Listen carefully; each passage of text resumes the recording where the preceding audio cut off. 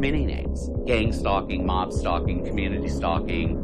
You're in the middle of this ridiculous, irrational impossibility that is real and is happening.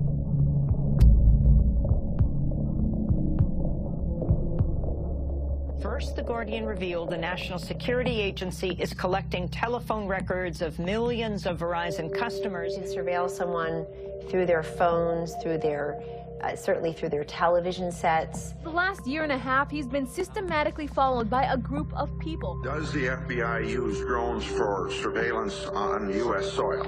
Yes. New Associated Press investigation shows that the Bureau has its own little Air Force with scores of planes flying over American cities, recording video and tracking cell phone conversations.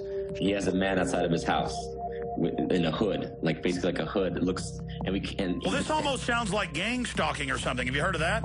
Many of the things that victims of gang stalking describe are also symptoms of mental disorders. We're not having a group hallucination. This is actually something that's happening.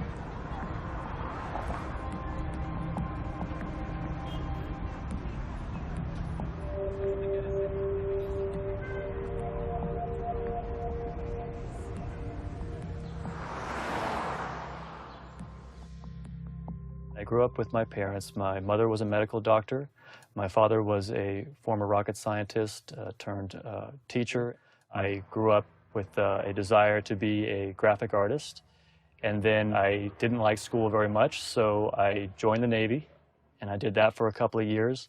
Didn't like that too much, so I came back to LA and basically lived in Los Angeles as a homeless man, just living on the street. I had my truck with a shell, and I worked as a handyman or construction jobs that I would get.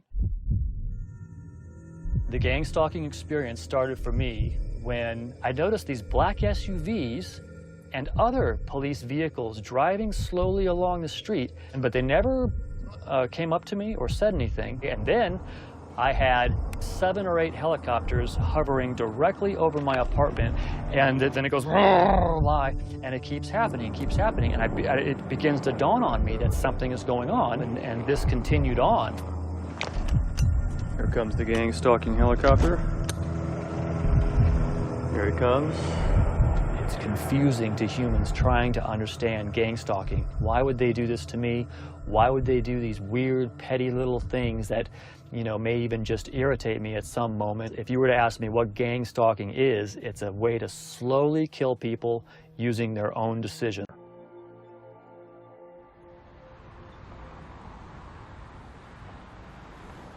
I'm a self-taught makeup artist, and depending on the list that you look at, probably one of the top 10 makeup artists in the world.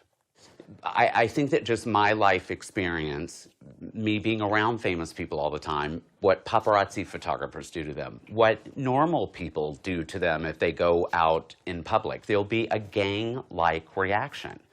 This is essentially the same thing, except it's not, I didn't ask for it.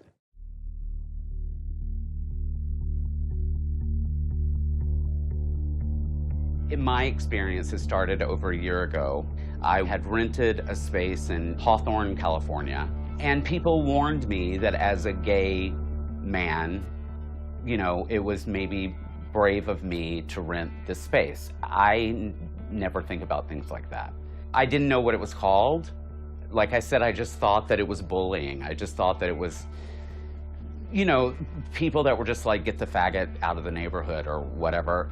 When 20 or 30 cars are hazing you on the freeway, behind you, in front of you, on both sides of you, completely controlling how fast you go, whether you exit, whatever you do, this is something bigger than that. I started spray painting their cars on the freeway. I pepper sprayed them.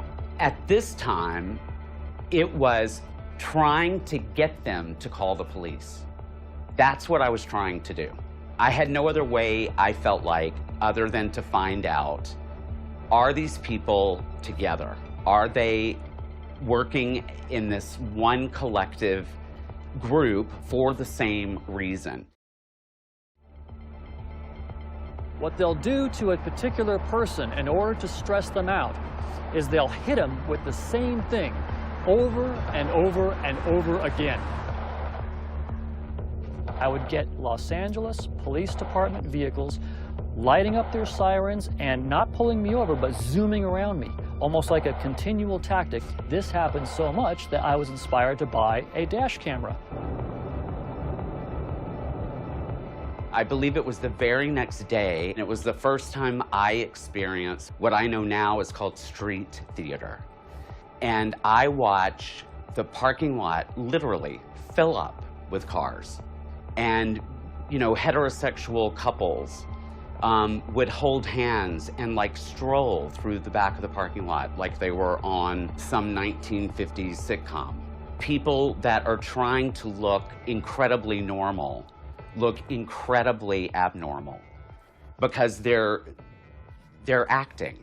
It's not authentic. That was when I first started thinking, it's all of them against me. This is clearly a collective, organized, whatever is happening.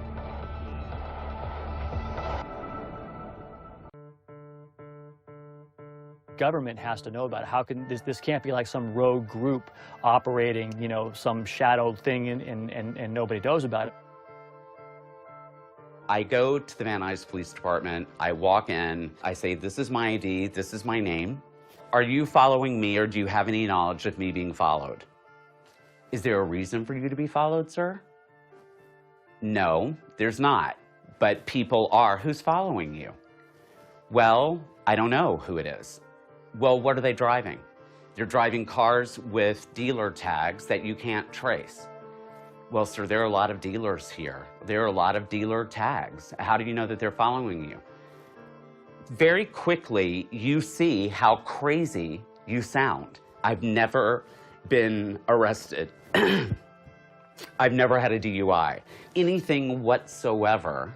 Whoever is in charge, which is so weird, is spinning this web about what a deviant, immoral, less than a human being you are. That's the only thing that I can think of that would get that many people in this collective effort to get rid of you. This happens to you enough, believe me, you will feel stress. You will get that feeling of helplessness. This is not just like a gang of random people just doing this for, you know, like randomly or without a plan. This is procedural.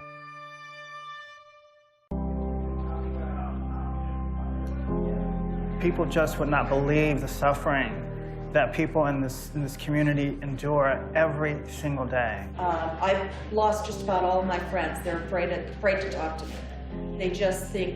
They think it's very effective. They think I'm crazy. My family doesn't know anything about it.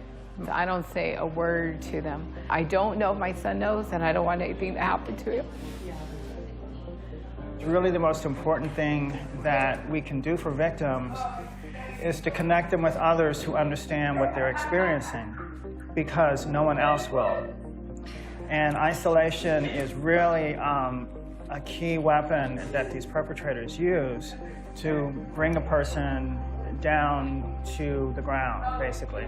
If you go to see a psychiatrist, let's say it's the first time you're meeting a psychiatrist, and you say, I'm under police surveillance, then the psychiatrist will write you off as suffering paranoid schizophrenia, and then he will give you medication. So we must assume that this is what American society believes, that all these government agencies, which normally watch over people, don't actually watch people at all. If anybody thinks that they are being watched by this government agency, then they must be crazy. It cannot possibly be true.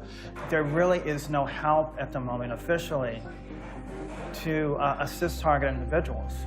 They can't go to the police, they can't go to the FBI, they can't go to Congress. There is nowhere that they can go. We are having to create the issue and also the solution. Why isn't our nation listening?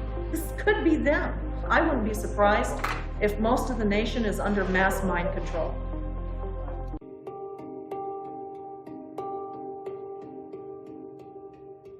At least if I can do anything, if I can achieve anything by exposing this issue to the general public, it could be that it takes away these criminals' right to destroy people's lives with this, because it's terrible what's happening to people.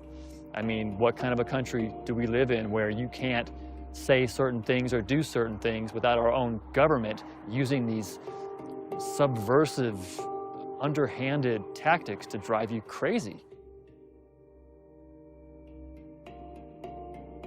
You're in the middle of this ridiculous, irrational impossibility that is real and is happening and is stranger than fiction or anything that you can imagine. And it's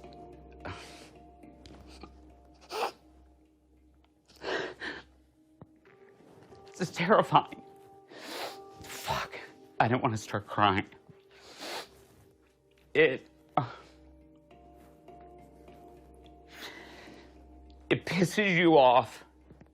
It frustrates you beyond anything that you can imagine. And it